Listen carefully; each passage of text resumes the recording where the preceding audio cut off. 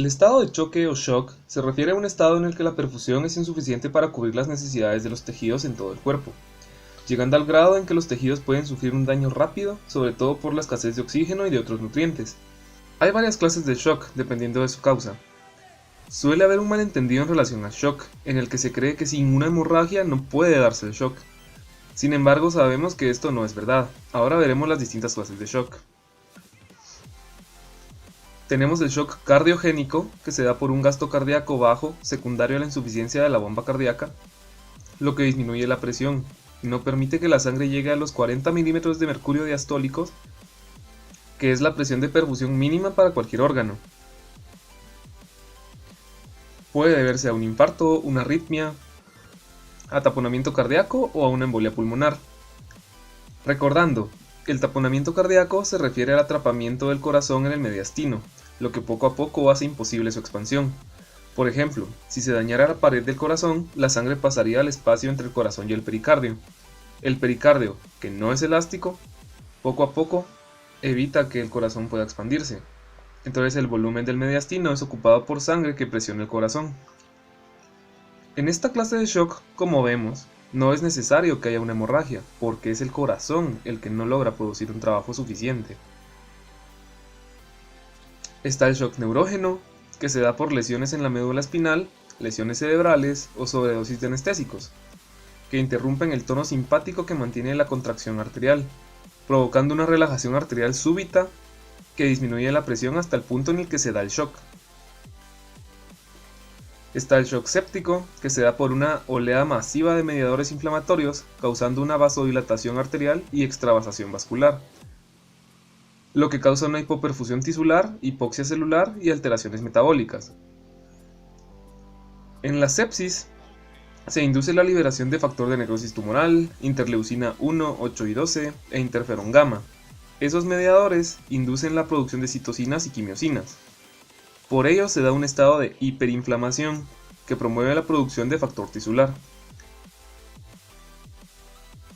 induciendo un estado de coagulación que obstruye las arteriolas y capilares. La activación y lesión del endotelio provoca una extravasación vascular generalizada y edema tisular, debido a que las citocinas inflamatorias también distienden las uniones herméticas del endotelio vascular.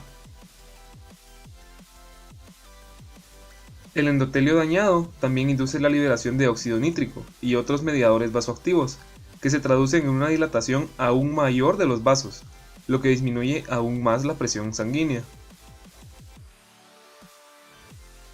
Tenemos el shock anafiláctico o choque alérgico, que se da por una hipersensibilidad a la inmunoglobulina E.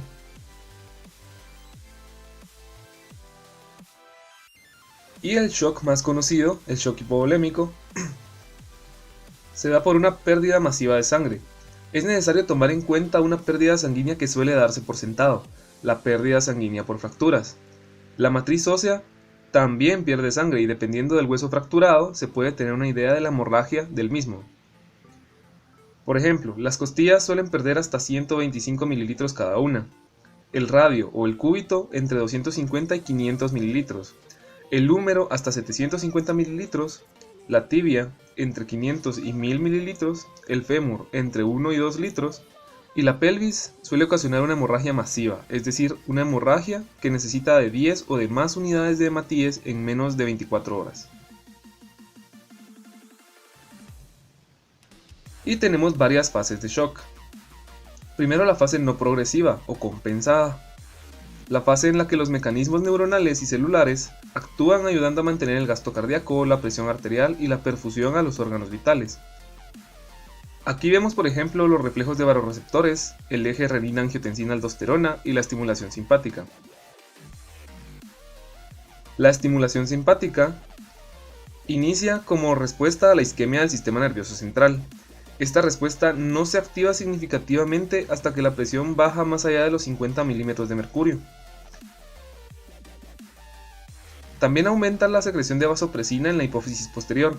La hormona antidiurética contrae las arterias y venas periféricas, aumentando la retención de agua por los riñones, y también aumenta la secreción de adrenalina y noradrenalina. Luego la fase progresiva. Una fase en la que los mecanismos de respuesta no se dan abasto y se da una hipoxia generalizada, hipoperfusión tisular y deterioro circulatorio con desequilibrio metabólico, con una glucólisis anaerobia. Sabemos que la glucólisis anaerobia da un exceso de ácido láctico, lo que produce una acidosis metabólica. El pH sanguíneo normal es de 7.35 a 7.45. Sabemos que el pH se refiere al logaritmo inverso de la concentración de iones hidrógeno.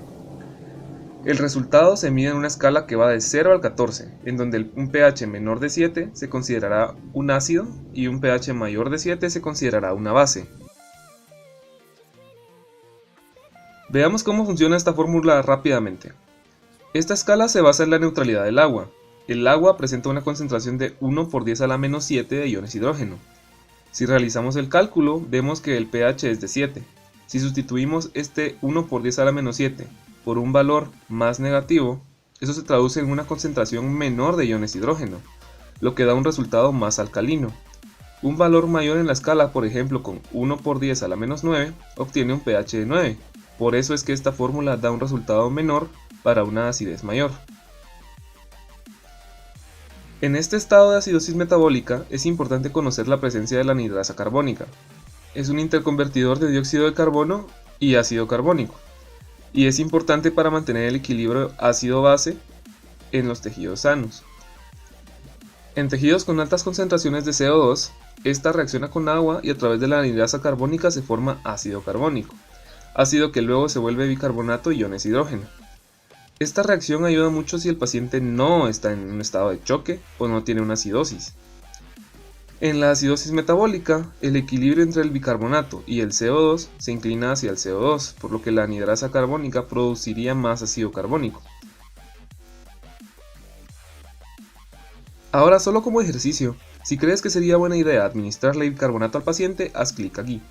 Si crees que sería una mala idea, haz clic aquí.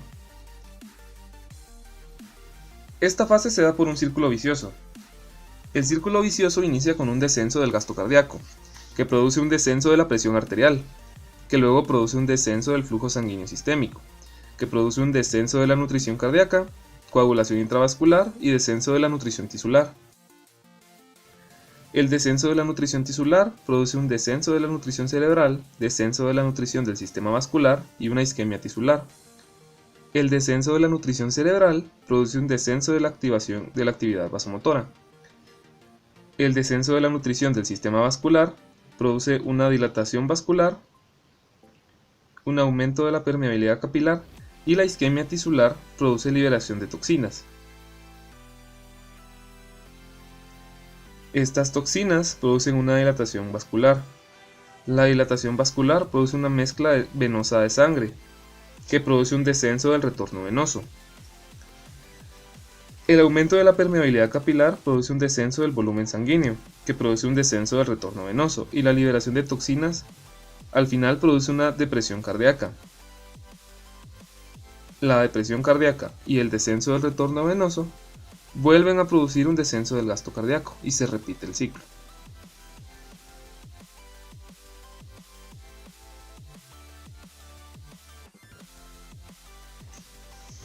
Y finalmente tenemos la fase irreversible, que se caracteriza por la salida de enzimas lisosomales. Ya hay un intestino isquémico que permite que la flora llegue a la circulación con el posterior shock séptico. Después de horas de instalado el shock y horas de hipoxia tisular, los capilares empiezan a aumentar su permeabilidad gradualmente, lo que produce una trasudación de una gran cantidad de líquido a los tejidos, lo que produce un edema, y aumenta aún más la pérdida del volumen intravascular, lo que disminuye todavía más la presión. El tratamiento ideal del shock es la reanimación con coloides, es decir, pasarle a la persona por una vía bien permeable volúmenes que contengan elementos formes, como sangre completa o plasma. Sin embargo, en muchas situaciones de emergencia se suele dar una reanimación inicial del paciente con grandes volúmenes de soluciones. Sin embargo, las soluciones serán tema para otro video.